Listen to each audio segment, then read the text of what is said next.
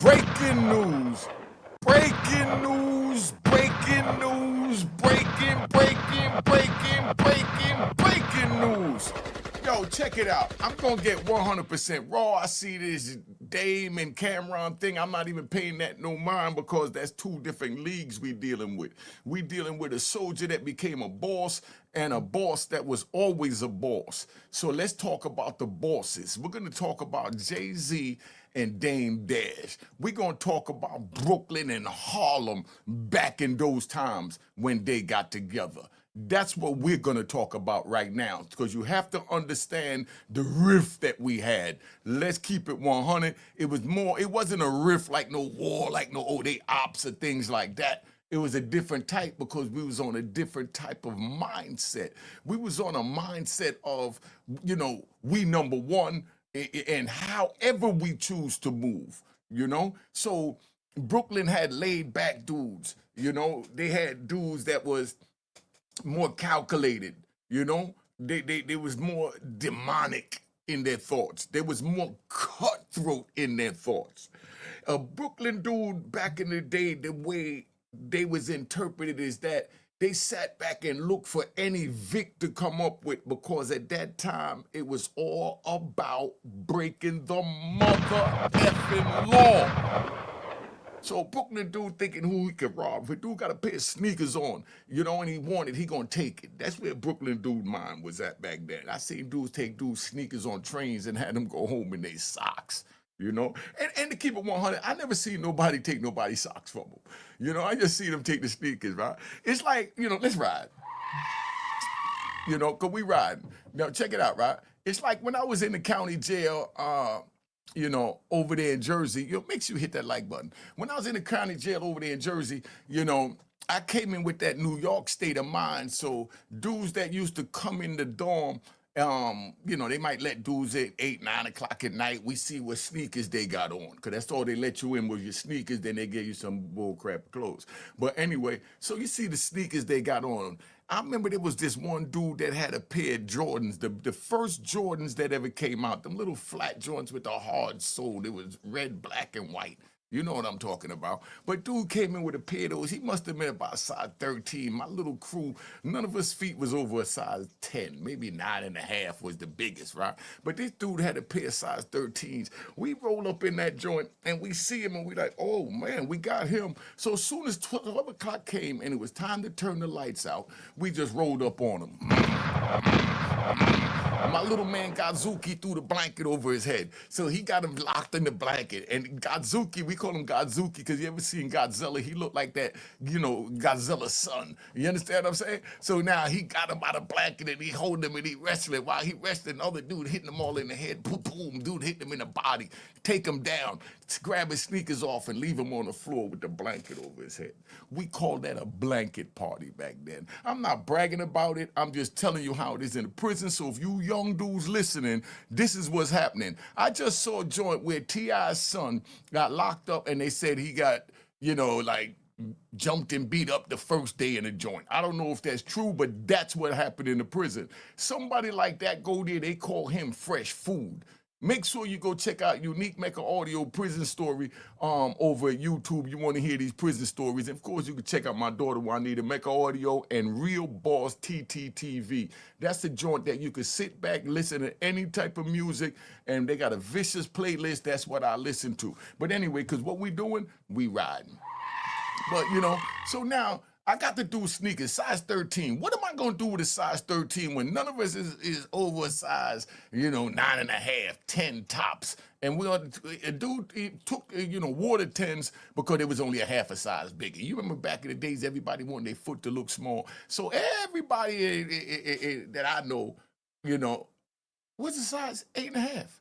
You remember when all the men, the young men, the teenagers, remember we all told everybody we're 8.5? And then we got older, we realized that, the bigger your feet, the bigger something else is what the women think. You know what I mean? So now we start, wearing size 9s, 9.5. Some even went up to 11. And believe it or not, our feet grew. You understand? And the other thing grew. You gotta let your toes breathe. Don't have your children out there in no tight shoes because they look cute. Because you're stopping his manhood from growing. So you have to give him shoes to let his feet grow that will let the rest of him grow equally. But back then, a lot of dudes used to confine themselves in those little 8.5s. And, those are the girls, those are the dudes, once I got with their girls, it was a wrap. They knew the difference. Because my mother knew to give me shoes that let my feet breathe, to let everything breathe. But we ride. Now, but check it out. You know what? So we got to do sneakers, bottom line, when we in the jail. So that's what happened when you in the jail. That was a Brooklyn dude's mentality. A Brooklyn dude mentality back then, the way we interpreted that, they'll rob their own brother. They'll rob anybody. That's what they said about Brooklyn. I'm just keeping it 100. You know what I mean? Brooklyn grimy, man. You know what I mean? Back in the day, dudes said it. I'm saying it. We used to say straight up, yo, Brooklyn grimy. We wouldn't even talk to Brooklyn chicks. We're going to get into that, right? But that's Brooklyn. But then we're going to get into Harlem, right? But before we do that, let's start the intro.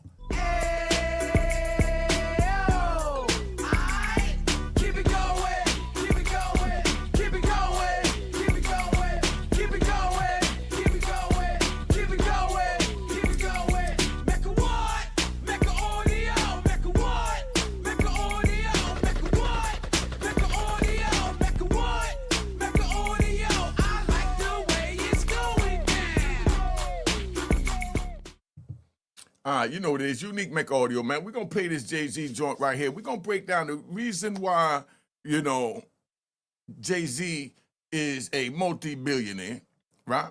And Dame Dash is allegedly broke. I'm going to keep it 100. I don't pick sides. I know Dame Dash ain't broke. Y'all want to say he broke. And the crazy part is everybody that's saying Dame Dash is broke, they broke compared to Dame Dash.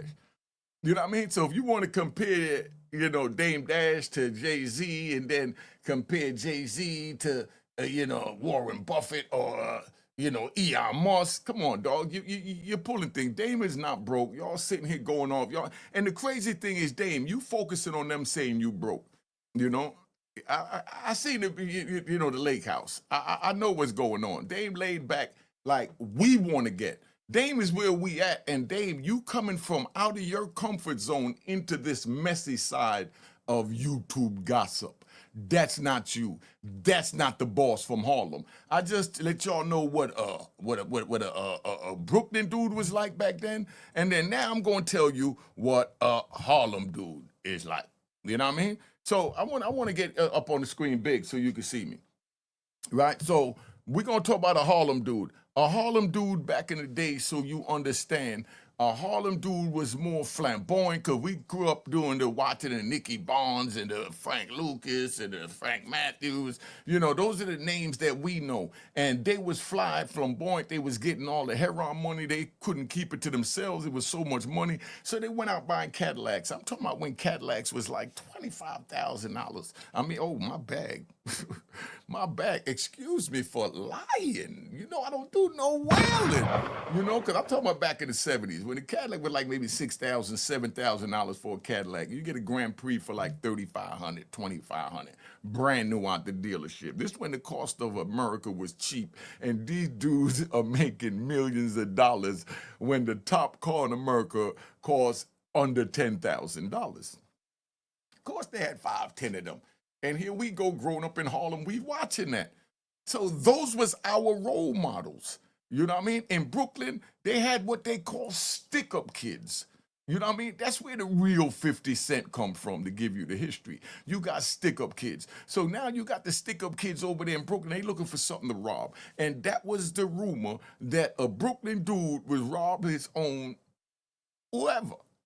You fill in the blank, But now Harlem dude, we fly, we from Florida, we got 125th Street, we got 116th Street, then we can shoot over to the Bronx, to Jew Man, come on. But then we got Fordham Road, then we got Simpson Street, come on. We got all the spots for the flyest gear. They didn't have nothing to do but Pickett Avenue. They had to come to Harlem to go to A.J. Lester for the grown-ups in Brooklyn. But then now, us Jamaicans, we used to go over there to Layton's. Y'all remember Layton's over there on Broadway, I think like 46, 47th Street. You know, it had a joint called Layton's where we used to get the knit Gansies. You know, back then they was $150. You know what $150 is? A pair of Clarks back then cost $70. See, I'm taking you on a ride so you understand the mentality of these two men. So, you know, Dame grew up watching dudes going down to these places, spending this money, doing that. And Brooklyn dudes, they'll go right over there to the Clark store, get a pair of Wallabies, and, you know, it was a wrap. But then Harlem, you know, we had the British Walkers and the Playboys and the this and that. And it wasn't too many stores in Brooklyn that had them, if they even had them over there. But that was flooded where we was at. So that's where we got the fashion from. You know, and they got the name for the stick-up joint. Just like there's a joint that I saw yesterday. There was some girls on social media. I'm gonna get into the Jay-Z thing. They had some girls over there on social media, and the girls on social media, they robbed, you know, they was on like Tinder or something like that, and they get dudes to meet them in the buildings in Brooklyn, and then they robbed them when they come out the elevator. There was dudes there with the ski mask, and they rolled up on them, and you know, did what they did. So now that's how that move out, right? So now that's a Brooklyn girl. That's how we labeled them. You couldn't, and I'm keeping it 100. Y'all can hate me. You couldn't give me 10 Brooklyn girls right now because I'm still traumatized from how they used to really set dudes up and dudes lost their life. I'm from that era. I'm not from the era where they set dudes up and they get beat up or shot at. No, they set dudes up, they rob them, and they put that right in the head. You know, a lot of comrades like that. But you could always tell a Brooklyn girl because they're more, you know, aggressive. Their demeanor is more stronger. A Harlem girl is more looser, happier because it's all about the fly, the glitz, the glamour. We got light in Harlem, and it's like a cloud over Brooklyn because it was treacherous. That's why I can't believe the Brooklyn that I came home to after 26 years because Brooklyn was treacherous. I'm telling you, and that was the time of Maker Audio. And I was in the middle of all of this. You know, so now you got Dame the Fly Guy, you got, you know, Jay-Z, the laid-back, calculated gangster that just know he's in charge and there's no one bigger than him. That's how Brooklyn dude thought back then, even though they were stick-up kids and we was hustlers over there selling heroin and cocaine and all that, and angel dust and everything else. They used to come over there to get it for the few that was hustling over there. Just keeping 100 what it is. I'm 61 years old. You know what I mean? If y'all from back in the day, you know what I'm talking about. So they used to come over to Harlem, Washington Heights, Lower East Side. You know, everything was on the Manhattan side. They'll come hit that bridge because I was in Brooklyn then. So I already know I was over there on Schenectady. You know what I mean? Over there between Stone and Park. You know what I mean? Come on, let's keep it 100, you know? I'm talking about when Delroy Uzi was out there. You know what I mean? And the crazy part is Delroy Uzi being out there was before Preacher was out there. Delroy Uzi was the first boogeyman uptown that I know of. If y'all know another boogeyman that was more vicious than Delroy during Delroy's time, you tell me.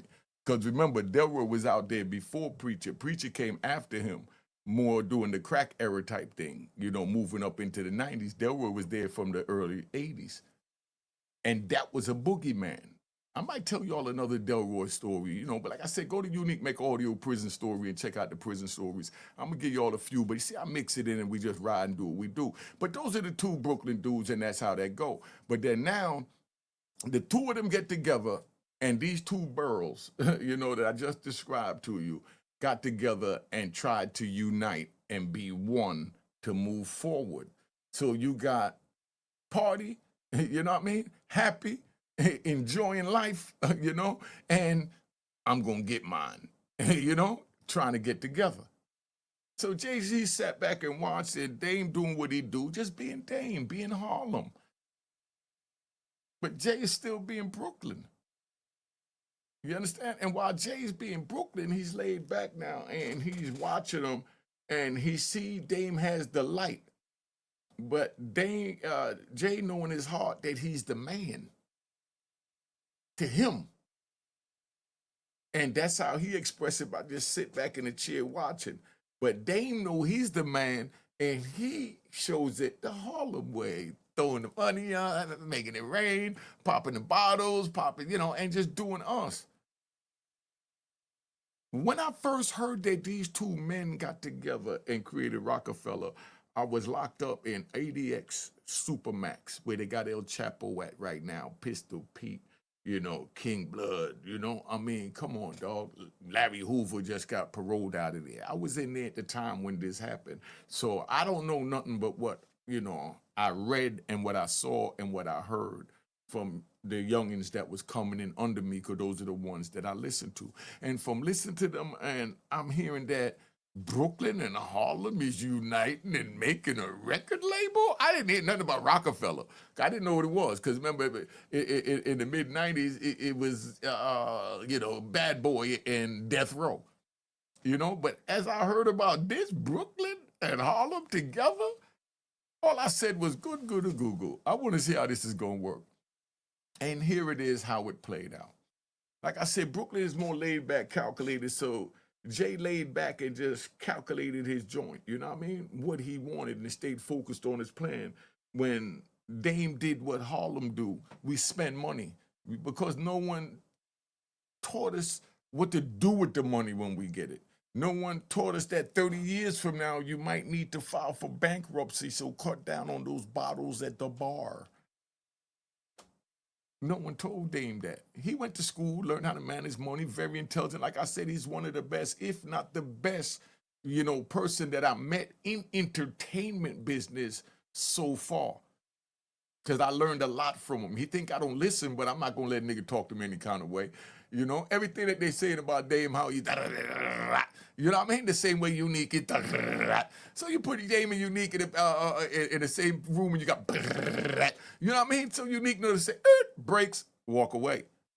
You understand what I'm saying? Because I don't grew up. So I'm not going to sit there and argue with any man. If we're both talking, then that means no one is listening, and I don't like to just talk. You know what I mean? I like to be listened to, and I like to listen to what the person is saying so I can enter into their mind and see their mindset, where they're at and how they're looking at whatever they're looking at, and so on and so on. And that's where I'm at, But Brooklyn and Harlem, record label? Come on, dog. And then now here it is, 30 years later, and Harlem from spending their money and Brooklyn from laying back, being calculated, stacking their money. I'm going to keep it 100. Rumor was they not used to money compared to what we was getting on the other side of the water. And that's not disrespecting them, because you had dudes over there was getting plenty of money over there then. You know what I mean? Big shout out and round of applause, my man D Nice. Mike Lemon, Bob. Come on, man.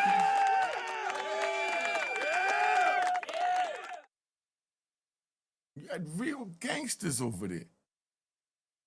But it was a handful compared to over in Harlem, because that's all we saw on every block. So everybody became that. In the blocks in Brooklyn that didn't see a hustle, they just picked up the take game. If he got it, he weak, I'm taking it. And that was a mentality that I brought when I told you in the county jail in Jersey, because that's how it is. But like I said, T.I.'s son locked up, he in for a rude awakening. That's why I tell y'all don't get involved in that, because it ain't worth it. Because you're going to wind up finding somebody tougher than you. I done got jumped by 6 dudes, got my tooth knocked out and everything else. I remember I already even told y'all, I got hit in the back of the head with a lock. Big, gotta say it. Big shout out to the dude that hit me in the back of the head with a lock. Round of applause to that dude. You know what I mean? You gotta give him a round of applause. Round of applause. All right, relax, y'all, relax. But that's what I'm saying, you know what I mean? You win some and you lose some. There's no one that never lost one. We got gangsters. You got Lou Sims. You understand what I'm saying? You got Anton White. And these dudes are dudes that got so many wins, you would think they never lost, but they have no reason to hide a loss they might have taken, because you got to take a L in order to take a win. But the way I look at it is, as long as you fight, you can't lose. If you throw a punch back and you get knocked out cold, and the fight is over and he's declared a winner, you're still a winner because you stood up to fight. That's the era I came from. You know you're going to get whooped, but you got to fight. Why put yourself in that situation? That's why I say it's not worth it. Don't go out there in the street, because this is the mentality that's out there, and this is the mentality I don't want you to follow. I don't want you to have the scars and demons and cold sweats and hot sweats and crazy sweats that I have at night to lay down for only 3 hours. I may get 3 hours sleep a night with all the demons that haunt me. So when you don't see me up here, I'm trying to get the demons out of me by just staying with my lovely mother, my family, and just relax. And I don't even turn on the YouTube. That's why I haven't been putting out a lot of videos, because the demons is out. I'm watching fathers tell on sons, man. My warrior demon want to come out because I'm not all the way healed yet. How could a father tell on a son? How could a dude sit there and I don't even want to get in it, man. It's just a lot of nasty stuff that I see, man. You know? And then even the 50 Cent Big Meat Something Tamer. You understand what I'm saying? That situation. 50 Cent looked out for this kid's boy while he was locked up and helped him become a man. So when he came home, his son, the man, had something to give him now. However much it was, however much he jacked off $1 million on $510,000 jeans and all that, that's irrelevant. He just did what his daddy would have did if he had it. But then when Meech crossed over and went to holler at Rick Ross and didn't let 50 know, that was the only violation. He didn't let 50 know, yo, I'm going to see what he's talking about because I'm just coming home and I'm trying to eat, homie. You know, I'm going to let you know what he's saying, then we work with it from there. He might have an idea that we haven't thought about yet. So let me go see what your snake got to say. I know how to play both sides of the snake. That's all he had to tell him. And 50 would have said, all right. And then he would have went and said, yo, you want to throw me a big welcome home concert? 50 said, man, that sounds good. All right, let's make it happen. Bop. And they would have moved forward. But then again, because we riding, 50 Cent do not want anybody coming out of jail or anybody, period, you know, that's black to rise higher than him.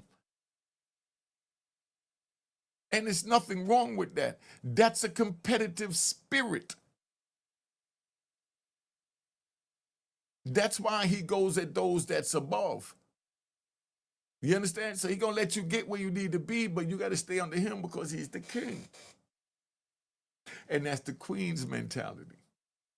Because queens is calculated. They chess players. Look at Prince. They're chess players, man. 50 is playing chess right now. And he know that there's only one king on the board. He ain't got a problem when you're a bishop, a knight, a rook. He cool with that. Play your position, but know that I'm the king. He having a little trouble finding the queen, you know, with what happened at the Diddy trial, you know. But, you know, we all make mistakes. Don't forget Samson and Delilah. You forgot that. No, we ain't even going to get into that because we ain't going to get biblical right now. But that's where we at, right? So we're sitting there, and I want you to understand that these two men got together. Jay blew up. You understand? Blew up. Went overboard because he sat back and was just calculated, watching everything like a Brooklyn Don. Dame ran out acting like a Harlem king. Same as Dickie Barnes did. Same as Frank Lucas. You know, they all did. Pete Monsanto, big shout out to Pete. Round of applause to, you know, Pete and Fat Stevie. You know, and let's not forget Top, a.k.a. Tito. You know what I mean? We got men from that era. Relax, y'all. We got men from that era that was getting it. And those are the ones we learned from. They was driving the fly cars. Yo, dog, I remember when I was locked up, I heard dudes saying that Jay-Z the first one to put platinum on the map. And I laughed at that. You know how many old heads from Harlem was wearing platinum rings and platinum chains back in the 70s when I was out there? And we thought it was silver. That's why during the 70s, if y'all remember, you old heads, when we started wearing silver at one time, they started making the silver house medallions and the silver bracelets, the silver chain, everything like the gold chain during this era, because we saw platinum and thought it was silver. Us on the lower level that wasn't getting that King Heron money. I had a silver name chain, I think. You know? But I mean, I wouldn't have been ashamed if I had one because that was the mentality. But I see one in my head, but I don't remember owning one, you know? Because I had all the gold joints, you know? The little, you know, the little herringbone with the, you know, with the Jesus priest or the, you know, with the dude that walk with the sheep. You know, those were the big ones back then. But that's how we did it. So that's what Dame was into. But Jay now, you know, laid back and stacked his as he spent his to show that he made it. Not knowing about taxes because whoever doing it, this and that, messed it up and just screwed it all up for him. You know, so now that's where they get together, and I knew it couldn't work. But who do you think is right or wrong? Been on here long enough, wanted to share that. I'm gonna do a part 2 to this. You want the part 2 where I can show the video, let y'all see. It's a video I wanted to react to, but this conversation had me in the mood to just, you know, share my opinion and, you know, give my wisdom, you know, of the history of Brooklyn and Harlem, because y'all have to understand that to understand Dame and Jay, because you turn back and you say, oh, Jay won't give Dame no money to bail him out. You know what I mean? There was never really friends like that. You understand? You had Brooklyn homies like that. That's what we call the Brooklyn dude. Those was our homies. You know, when you talk about the borough, dude didn't have, remember we kids, and the borough is like, you know, cross country. You know, so if you got a friend in Brooklyn, that's your man.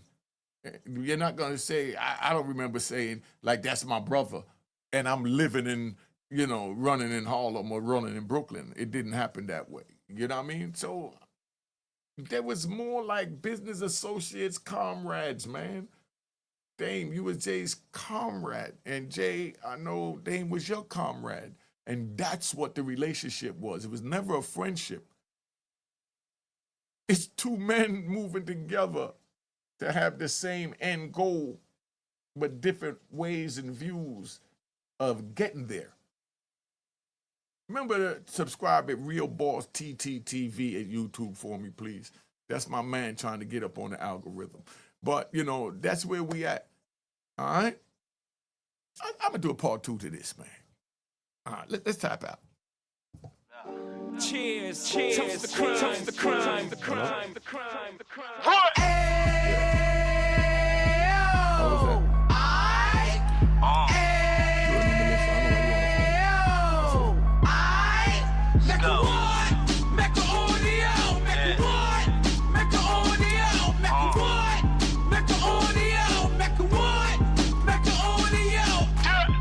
Fresh out the can of 26, yeah. He back on the strip, getting back in the mix. Yeah. What he mentions a gift. Bruh. You stand up 10 toes down, and I suggest you pay attention to this.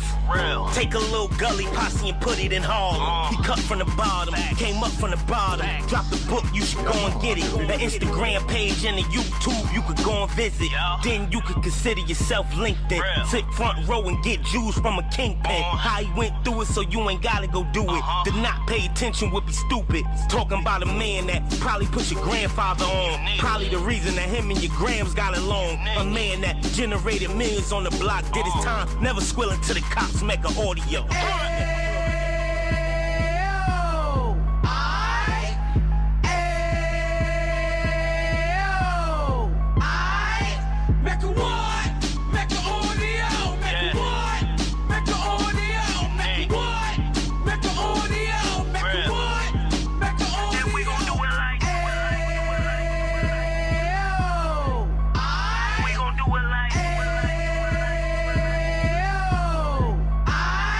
Moving like